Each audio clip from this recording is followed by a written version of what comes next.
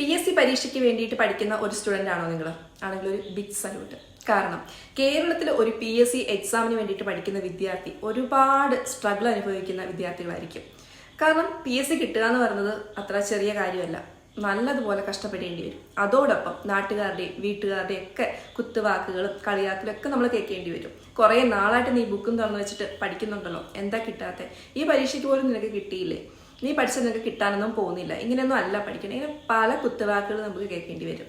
ഇനി ഇതുകൂടാതെ കല്യാണം കഴിച്ചിട്ടുള്ള അല്ലെങ്കിൽ അമ്മമാരായിട്ടുള്ള വിദ്യാർത്ഥികളൊക്കെ ആണെങ്കിൽ അവർക്ക് ഇതിനപ്പുറം വീട്ടിലെ ജോലികൾ ചെയ്യണം, പഠിക്കണം, പിന്നെ ഇങ്ങനത്തെ കുത്തുവാക്കുകൾ കേൾക്കേണ്ടി വരും. അപ്പം ഇതൊക്കെ സ്വാഭാവികമാണ്. ഇതിനെല്ലാം തരണം ചെയ്തിട്ടാണ് നമ്മൾ നമ്മുടെ ലക്ഷ്യത്തിലേക്ക് വീണ്ടും വീണ്ടും പഠിച്ചു കയറിക്കൊണ്ടിരിക്കുന്നത്, അല്ലേ?